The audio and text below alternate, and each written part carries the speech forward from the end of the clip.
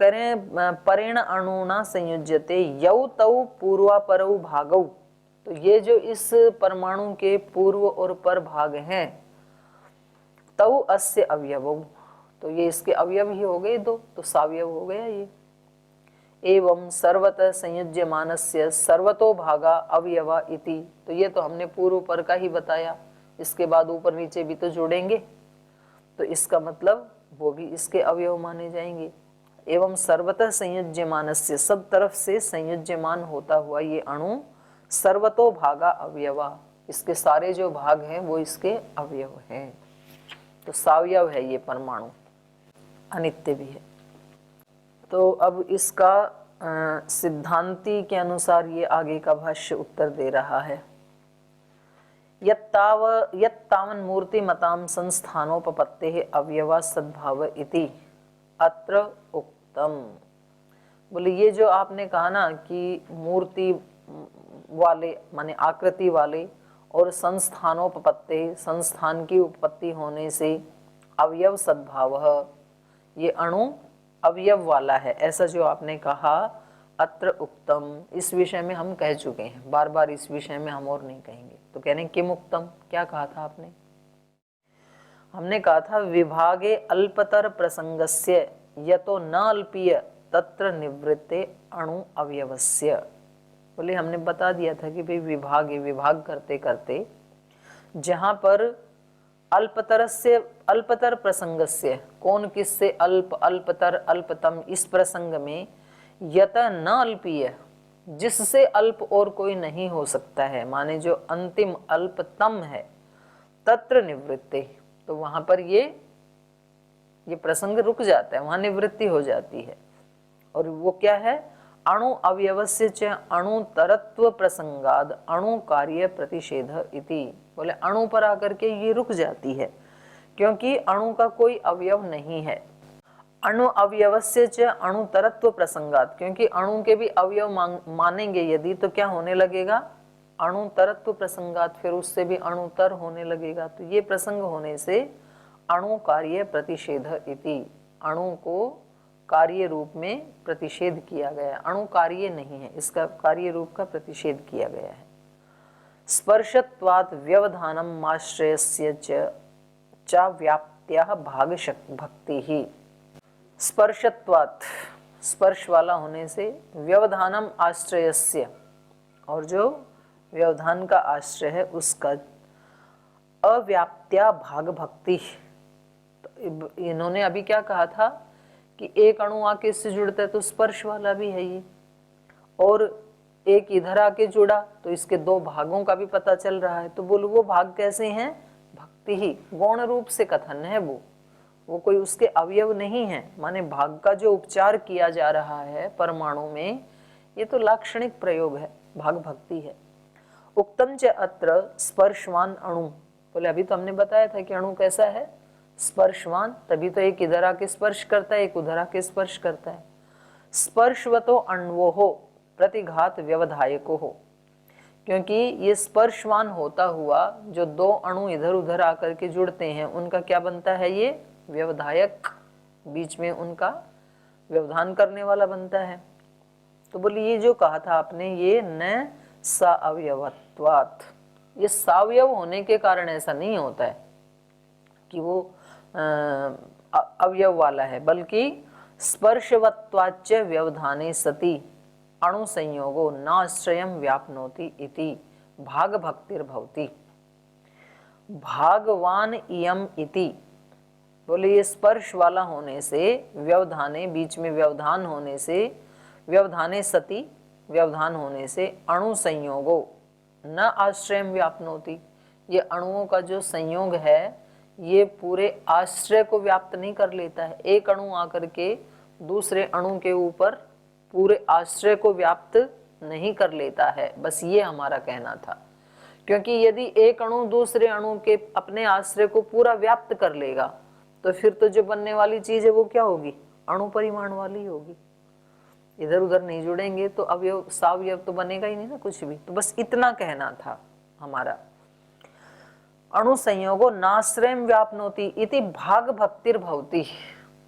तो ये जो इसके भाग आप कह रहे हैं ये कैसे हैं, ये गौण कथन है। वास्तव में वो अवयव के भाग नहीं है कि एक पूर्व भाग में आके जुड़ गया, एक इधर पर भाग में आकर के जुड़ गया, तो वो तो वर्तुलाकार है, तो उसका तो अणु परिमाण ही है।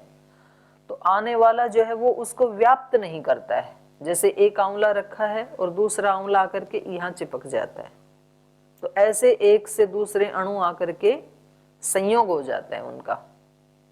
तो ये कैसी वो है, भाग भक्तिर भवती, वो उसके भाग नहीं है, उसके अवयवों से आके चिपकते हैं, ऐसा नहीं, वो सावयव नहीं है, वो परमाणु निरवयव ही है, एक सिंगल इकाई है। उस सिंगल इकाई के पास आकर के दूसरी एक सिंगल इकाई ठहर जाती है, ऐसा है। तो यहाँ पर जो आप भाग बता रहे हो ना भाई, ये इसका पूर्व भाग, ये इसका पश्चिम भाग, ये कैसा है, भागवान इयम इति, भाग वाले के समान है ये परमाणु, माने गौण प्रयोग है ये पूर्व भाग में ये परमाणु आया, पर भाग में ये आया, वास्तव में पूर्व पर भाग नहीं है। उक्तम च अत्र विभागे अल्पतर प्रसंगस्य यतो न अल्पीयः तत्र अवस्थानात् तद अवयवस्य च अणुतरत्व प्रसंगात अणुकार्य प्रतिषेध इति। तो उसी बात को फिर दोहरा दे रही हैं। उक्तम च अत्र विभागे, तो ये विभाग करने वाला जो प्रसंग था, ये बात हम वहाँ कह चुके हैं। अल्पतर प्रसंगस्य, जो अल्पतर अल्पतम का जो प्रसंग था, वहाँ ये बात हम कह चुके हैं। यह तो न अल्पीय, जिससे अल्प और कोई हो नहीं सकता है, तत्र अवस्थानात्, वहाँ ये प्रक्रिया का अवस्थान होने से, तद अवयवस्य च अणुतरत्व प्रसंगात्, तो वो जो परमाणु था उसके अवयव का और ज्यादा, तद अवयवस्य च अणु, उस अणु के अवयव का, अणुतरत्व प्रसंगात्, उसको भी तोड़ने लगे तो अणुतरत्व का प्रसंग होने से अणु कार्य प्रतिषेध, अणु के कार्य का प्रतिषेध किया गया है। उसको सावयव नहीं माना गया, उसको निरवयव माना, क्योंकि उसको भी यदि सावयव मान करके उससे अणुतर अणुतम करने लगेंगे तो ये प्रक्रिया रुकेगी नहीं फिर कहीं भी। मूर्तिमतां च संस्थानोपपत्तेः संयोगोपपत्तेश्च परमाणूनां सा अवयवत्वम इति हेत्वो। मूर्ति वाले हैं ये अणु, और संस्थानोपपत्तेश्च, संस्थान की उत्पत्ति होने से, संयोगोपपत्तेश्च, और संयोग की उत्पत्ति होने से, परमाणु नाम सा अवयवत्वम इति हेत्वो। परमाणु क्या है, सावयव वाले हैं। ये जो हेतु दिए, तीन हेतु दिए ना इन्होंने, तो अभी तो भाष्यकार ने इनका खंडन किया है, अब सूत्रकार से इसका खंडन करवा रहे हैं। तो सूत्रकार कह रहे हैं अनवस्थाकारित्वात् अनवस्थानुपपत्तेश्च अप्रतिषेधः। कह रहे हैं यदि आप इसको, परमाणु को मूर्तिमान और संस्थान विशेष वाला मान करके, और क्योंकि इसमें संयोग की भी उत्पत्ति है, दूसरे परमाणु आकर के इससे संयुक्त होते हैं, ऐसा मान करके आप इसको सावयव मानेंगे तो, और इसका आप तोड़ना जारी रखेंगे तो अनवस्थाकारित्वात्, अनवस्था दोष आने लगेगा, फिर तो कहीं रुकेगी नहीं ये व्यवस्था। और अनवस्था अनुपपत्तेश्च, ये अनवस्था दोष दिखाई नहीं दे रहा है, चीजें तो हैं अवयवी के रूप में, तो अनवस्था की अनुपपत्ति होने से अप्रतिषेधः, आप परमाणु के निरअवयवत्व का प्रतिषेध नहीं कर सकते। परमाणु कैसा है, निरवयव ही है, सावयव नहीं है। यावन मूर्तिमत यावच्च संयुज्यते तत्सर्वं सावयवम् इति अनवस्थाकारिणौ इमौ हेतु। ये जो आपने हेतु दिए हैं कि जो जो मूर्ति वाला है और जो जो संयुज्यते, जो जो संयोग गुण वाला है, तत्सर्वम सावयवम, वो सब सावयव हैं, क्योंकि ये दोनों गुण तो परमाणु में भी पाए जाते हैं, मूर्तिमान भी है और संयोग गुण वाला भी है। तो कह रहे हैं वो सब सावयव हैं, ऐसा यदि आप कहेंगे तो इति, ये जो हेतु हैं आपके, ये अनवस्थाकारिणौ इमौ हेतु, ये दोनों हेतु अनवस्था करने वाले हैं, फिर तो कहीं भी ये रुकेगी नहीं, अनवस्था दोष कहीं रुकेगा नहीं, जाता ही जाएगा। तो कभी भी फिर लोक व्यवहार और ये सृष्टि रचना और ये सब सृष्टि के व्यवहार होना, ये सब हो ही नहीं पाएगा। साच अनवस्था नोपपद्यते, तो वो अनवस्था जो है वो उपपन्न होती नहीं है। सृष्टि तो दिखाई दे ही रही है, तो वो उचित भी नहीं है और ऐसा सोचना आपका। सत्याम अनवस्थायाम सत्यौ हेतु स्याताम, यदि ये अनवस्था दिखाई देती लोक में तब तो आपके ये दोनों हेतु ठीक हो सकते थे, लेकिन दिखाई तो नहीं देती है।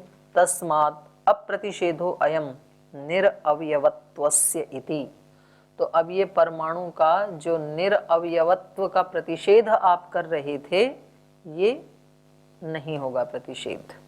जो आप निरअवयवत्व का प्रतिषेध करके परमाणु को सावयव बता रहे थे, तो उसका यहाँ प्रतिषेध किया जाता है। परमाणु तो निरवयव ही है। विभागस्य च विभज्यमान हानिर्नोपपद्यते, बोले ये विभागस्य, ये जो परमाणु है, विभाग होते होते जो अंतिम विभाग है अर्थात परमाणु, उसका विभज्यमान हानिर्नोपपद्यते, उसको भी यदि आप विभज्यमान मानोगे तो वो उसको तो विभक्त किया ही नहीं जा सकता है। तो कहा विभज्यमान हानिर न उपपद्यते, जो विभज्यमान परमाणु है उसके स्वरूप की हानि होने से ये आपका कथन उपपन्न नहीं हो पाएगा, क्योंकि कुछ भी परमाणु बचेगा ही नहीं।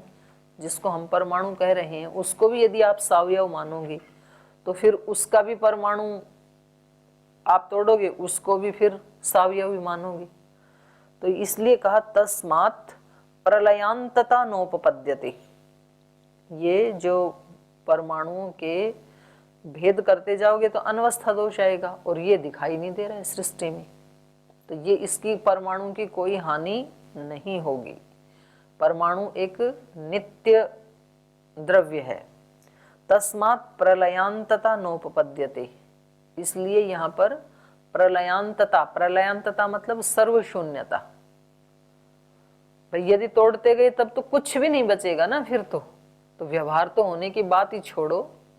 ये तो व्यवहार से पहले ही अगर आप सबको सावयव, परमाणु को भी सावयव मान करके तोड़ते गए तो ये तो कहीं व्यवस्था रुकेगी नहीं, तो फिर क्या होगा? सर्वशून्यवाद होगा। तस्मात् प्रलयांतता नोपपद्यते, इसलिए ये जो आप कह रहे हैं आपके मत में, ये प्रलयांतता माने सर्वशून्यता उपपन्न नहीं हो सकती है। अनवस्थायां च प्रत्यधिकरणम द्रव्य अवयवानाम आनंत्यात् परिमाण भेदानाम गुरुत्वस्य च अग्रहणम, कह रहे हैं दोष दिखा रहे हैं इनके मत में। अनवस्थायां च, एक तो अनवस्था होगी, और अनवस्था होने से क्या होगा? प्रत्यधिकरणम द्रव्य अवयवानाम आनंत्यात्, प्रत्येक जो अधिकरण है, प्रत्यधिकरणम, प्रत्येक जो अधिकरण है, अधिकरण मतलब अवयवों का आश्रय, घट पट वृक्ष सुमेरु पर्वत जितने भी पदार्थ हैं, पत्थर आदि, प्रत्यधिकरणम द्रव्य अवयवानाम आनंत्यात्, तो प्रत्येक जो अधिकरण है, प्रत्येक जो अवयवी का आश्रय है, उसके अवयवों के अनंतता होने के कारण, कितने अवयव हैं उनमें? अब सुमेरु पर्वत के आप परमाणु करने लगो तो कितने परमाणु हो जाएंगे? अनंत। आनंत्यात् परिमाण भेदानाम गुरुत्वस्य च अग्रहणम, तो पहली बात तो उनका आप त्रोटन करते रहोगे, उसी में ही सृष्टि बीत जाएगी। कितना करोगे? अनंत है वो तो परमाणु। और दूसरी बात, फिर किसी चीज का जो है वो गुरुत्व और लघुत्व भी नहीं रहेगा। सबको परमाणु कर दिया तो किसको तो आप सुमेरु पर्वत कहोगे और किसको आप राई का दाना कहोगे। तो दोनों के परिमाण भेदानाम गुरुत्वस्य च अग्रहणम, परिमाण का भी ग्रहण नहीं हो पाएगा और गुरुत्व का भी ग्रहण नहीं हो पाएगा, दोनों का अग्रहण होने लगेगा। तो व्यवहार होंगे कैसे? कैसे कहेंगे आप ये सुमेरु पर्वत है और ये सरसों का दाना है? अनवस्थायां च प्रत्यधिकरणम द्रव्य अवयवानाम आनंत्यात् परिमाण भेदानाम गुरुत्वस्य च अग्रहणम, परिमाण का भेद और गुरुत्व के भेद का भी अग्रहण होने लगेगा। समान परिमाणत्वं च अवयविनोः, और जो अवयवी हैं घटपट आदि जिनका भी हम व्यवहार करते हैं, ये छोटा है ये बड़ा है, ये सारे अवयवी क्या होने लगेंगे, समान परिमाणत्वम, सबका परिमाण समान होने लगेगा। फिर तो परिमाण क्या, वो तो बिखरे हुए हैं सब, परिमाण भी परिमाण होगा ही नहीं, और होगा तो सबका परिमाण क्या होगा, अणु परिमाण ही होगा सबका समान, क्योंकि आप अवयवी को तो मान नहीं रही, तो सब समान परिमाण वाले ही होंगे। समान परिमाणत्वं च अवयविनः परमाणु व अवयव विभागात ऊर्ध्वम इति, माने परमाणु के आगे भी यदि आप उसके अवयव मानोगे ना, तो फिर सब समान परिमाण वाले ही होंगे और ये लोक व्यवहार नहीं चल पाएगा फिर। तो इसलिए आपको कम से कम परमाणु को तो निरवयव ही मानना पड़ेगा, और उस निरवयव से फिर ये जो जो पदार्थ बने हैं इनमें अवयवी की सिद्धि को मानना पड़ेगा। ये सिद्ध हुआ यहाँ तक। इति अष्टभी सूत्रैः ही निरअवयव प्रकरणम, ये परमाणुवाद था, और वो परमाणु कैसा है, निरवयव, तो ये निरवयव प्रकरण था। यदिदं भवान बुद्धिराश्रित्य बुद्धि विषया संति इति मन्यते मिथ्या बुद्धय एताः, यदि ही तत्वबुद्धयः स्युः बुद्ध्या विवेचने क्रियमाणे याथात्म्यं बुद्धि विषयाणाम उपलभ्येत। और थोड़ा सा इनके मत को आगे बढ़ा करके और दोष दिखा रहे हैं, केवल जो बुद्धिवाद है, ज्ञानवाद है उसका। यदिदं भवान बुद्धि आश्रित्य बुद्धि विषया संति इति मन्यते, यदि आप ये मानते हो बुद्धि का आश्रय लेकर, बुद्धि मतलब ज्ञान, न्याय दर्शन में जहां भी बुद्धि शब्द आएगा तो उसका अर्थ ज्ञान होता है ना।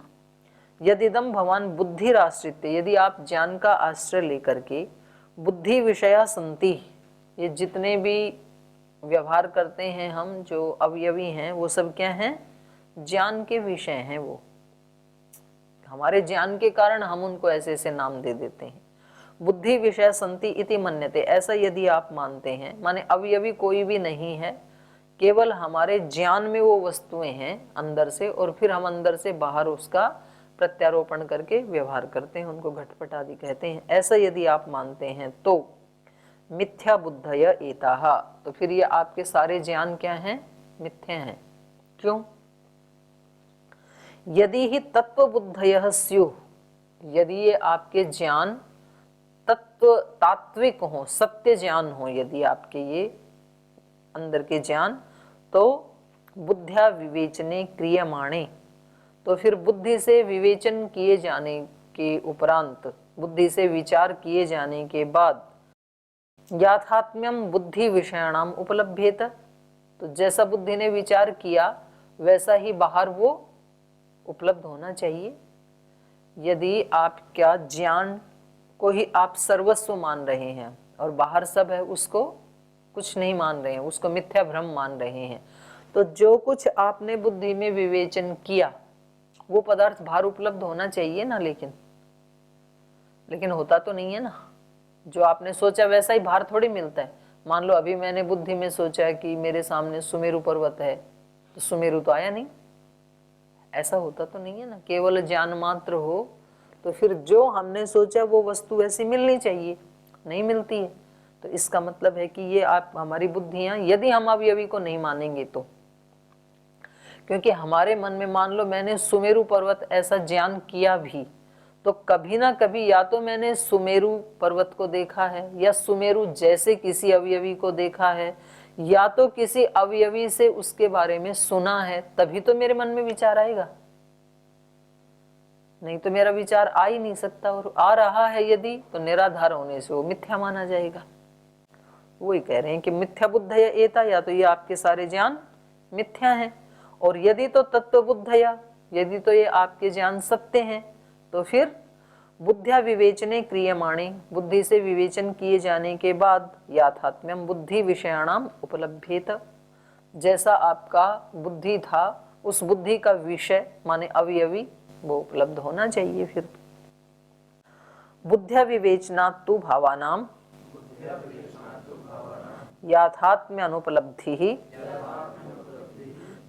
तंतु अपकर्षणे पट सद्भावाद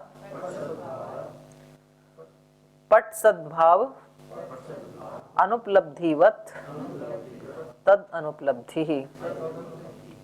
बुद्ध्या विवेचना तु भावानाम, भावानाम माने जो अवयवी हैं, जो पदार्थ हैं, सत्तात्मक पदार्थ जो, तो भावानाम बुद्ध्या विवेचना तु, जो सत्तात्मक अवयवी पदार्थ हैं उनका बुद्ध्या विवेचना तो बुद्धि से विवेचन किए जाने पर या विचार किए जाने पर याथात्म्य अनुपलब्धि ही, जैसा विचार किया उसी रूप में उसकी अनुपलब्धि होने से।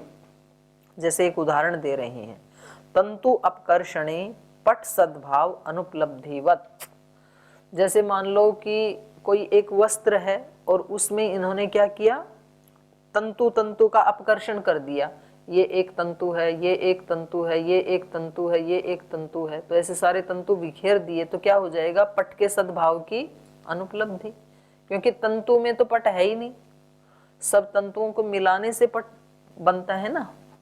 तो तंतु अपकर्षणे पट सद्भाव अनुपलब्धिवत, जैसे पट के सद्भाव की उपलब्धि नहीं होती उसी प्रकार तद अनुपलब्धि ही, इन सब अवयवियों की अनुपलब्धि ही होने लगेगी, लोक व्यवहार चलेगा ही नहीं। उसी को कह रहे हैं, यथा अयम तंतु इति प्रत्येकम तंतुषु विविच्यमानेषु न अर्थांतरम किंचित उपलभ्यते। जैसे किसी पट में से एक एक तंतु को निकाल के उसका विभाग करके और उसको बिखेर दिया जाए, अयम तंतु इति प्रत्येकम तंतुषु, ऐसे प्रत्येक तंतु में विविच्यमानेषु, उसका विवेचन जिनका किया गया है उन तंतुओं में न अर्थांतरम किंचित उपलभ्यते, कोई पट नाम का कोई अर्थांतर उपलब्ध नहीं होता है। यत पट बुद्धिर विषय स्यात्, जिसके बारे में पट बुद्धि होवे, जब सब चीजों का आप अपकर्षण कर देंगे, सारे तंतुओं का अपकर्षण कर दिया, तो अब तो कोई अवयवी बचा ही नहीं आपके मत में, जिसके बारे में आप पट इस बुद्धि को उत्पन्न करें। पट बुद्धि उत्पन्न होगी कैसे जब पट ही नहीं है। तो यत पट बुद्धि विषय स्यात्, जो पट बुद्धि का विषय हो कोई उपलब्धि, ऐसा तो कोई चीज है ही नहीं, क्योंकि जो भी विषय हैं वो सब क्या हैं, तंतु विषय वाले हैं वो तो, जो द्रव्य दिखाई दे रहे हैं। तो पट द्रव्य वाला तो कोई भी विषय ही नहीं है, तो आप फिर उसके बारे में ज्ञान कैसे करेंगे पट का। यत पट बुद्धिर विषयम स्यात् यथात्म्य अनुपलब्धे असति विषये पट बुद्धिर भवन्ति मिथ्या बुद्धिर भवति एवं सर्वत्र इति। तो कह रहे हैं जिस प्रकार से यथात्म्य अनुपलब्धे, जैसे पट की अनुपलब्धि हो रही है उसके एक एक तंतु को बिखेर देने से, असति विषय क्यों हो रही है, विषय के न होने पर। पट जो ज्ञान है हमारे दिमाग में उसका कोई विषय तो होना चाहिए ना, बाहर उपलब्धि का विषय, ज्ञान का विषय तो होना चाहिए, वो है ही नहीं, सारे तंतु बिखेर दिए। तो जैसे यहाँ पर याथात्म्यानुपलब्धे असति विषय, विषय की न होने पर उसकी अनुपलब्धि होती है, पट बुद्धिर भवंती मिथ्या बुद्धिर भवती। फिर भी यदि आप कहो कि नहीं हमारी तो पट बुद्धि हो जाती है, तो ये पट बुद्धि कैसी है आपकी, मिथ्या बुद्धि है। एवं सर्वत्र इति, और ऐसे ही सब जगह होने लगेगी, क्योंकि अवयवी को यदि नहीं मानेंगे तो वो बुद्धि, वो विचार भी उत्पन्न होगा कैसे। कभी ना कभी किसी अवयवी को देखा है तो उससे संबंधित विचार होता है या उसके जैसा कोई विचार होता है, सर्वथा अवयवी है ही नहीं, सब जगह परमाणु ही परमाणु है। कभी एक बार भी पट को देखा ही नहीं तो पट का विचार आएगा कैसे व्यक्ति के मन में, आ सकता ही नहीं है। और जब विचार नहीं आएगा और उसकी उपलब्धि भी बाहर नहीं है तो पट का व्यवहार कैसे होगा लोक में, वो भी नहीं हो सकता है। व्याहतत्वाद अहेतु, और बोलिए परस्पर इसमें विरोध भी है। भाई अवयवी नहीं है और उसका ज्ञान हो जा रहा है, तो ये तो आपस में विरोध हो गया ना, क्योंकि ज्ञान भी किसका होता है, अवयवी का ही होता है, विचार भी उसी का ही होता है। यदि बुद्ध्या विवेचनम भावानाम न सर्व भावानाम याथात्म्य अनुपलब्धि ही, करें भावान यदि बुद्ध्या बुद्धि से भावानाम विवेचनम, पदार्थों का जो सत्तात्मक द्रव्य हैं उनका विवेचन जो है किया जाता है, तदा न सर्व भावानाम याथात्म्य अनुपलब्धि ही, तो तब सारे ही जो भाव हैं, सारे जो सत्तात्मक पदार्थ हैं, उनकी वैसे की वैसी उपलब्धि होती नहीं है। जैसा उनका स्वरूप हमने भावना में किया था वैसे उसके स्वरूप की उपलब्धि होती नहीं है। अथ सर्व भावानाम याथात्म्य अनुपलब्धि ही न बुद्ध्या विवेचनम भावानाम, और कह रहे हैं जब उन सब भावों की याथात्म्य अनुपलब्धि है तो न बुद्ध्या विवेचनम भावानाम, तो फिर बुद्धि से उन भावों का विवेचन हो नहीं सकता। यदि सर्वथा अनुपलब्धि है किसी चीज की तो विवेचन हो ही नहीं सकता है, विचार हो ही नहीं सकता है। बुद्ध्या विवेचनम याथात्म्य अनुपलब्धिश्च इति व्याहन्यते, तो बोले ये दोनों का ना आपस में परस्पर विरोध दिखाई दे रहा है। माने बुद्धि से विचार करना और पदार्थों का न होना, तो ये तो परस्पर विरोधी बात है ना। पदार्थ है तो बुद्धि से विचार होगा, बुद्धि से विचार हो रहा है तो वो पदार्थ मिलना चाहिए। पदार्थ है नहीं और बुद्धि से विचार हो रहा है, ये तो परस्पर विरुद्ध है। तदुक्तम, इसलिए कहा अवयव अवयवी प्रसंगश्च एवं अप्रलयात इति, तो बोले ये अवयव अवयवी का जो प्रसंग है ये कहाँ जाके रुकेगा? सर्व शून्यवाद पे रुकेगा।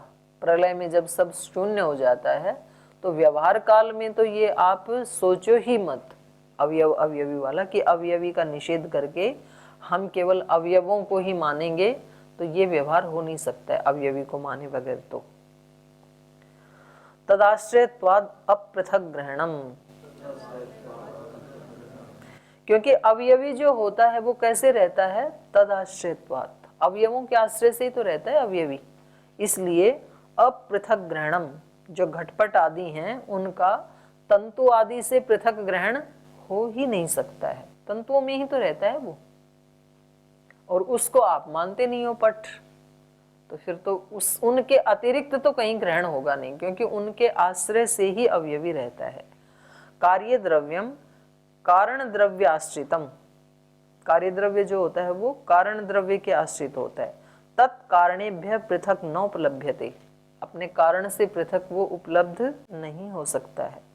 विपर्यये पृथक ग्रहणात्, हाँ बोले जब वो कार्य नहीं होता है तो कारण रूप में, विपर्य मतलब जो कारण द्रव्य नहीं, कार्य द्रव्य नहीं होगा तो कारण द्रव्य में अलग से उसका ग्रहण हो जाएगा।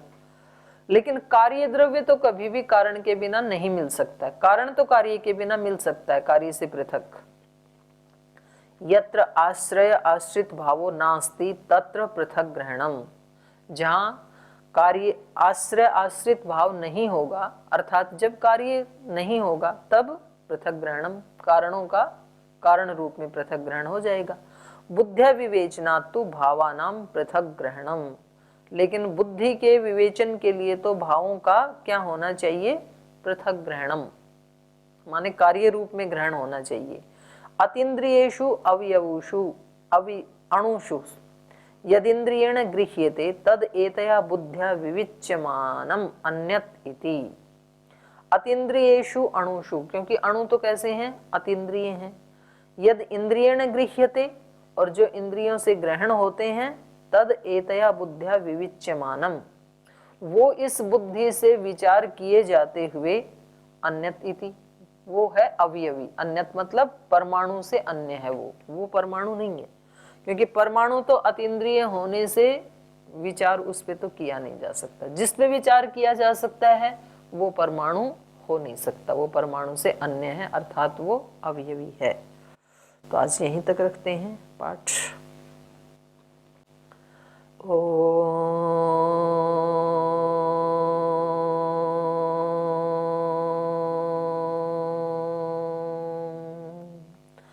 शांति शांति शांति। श्री गुरुभ्यो नमः।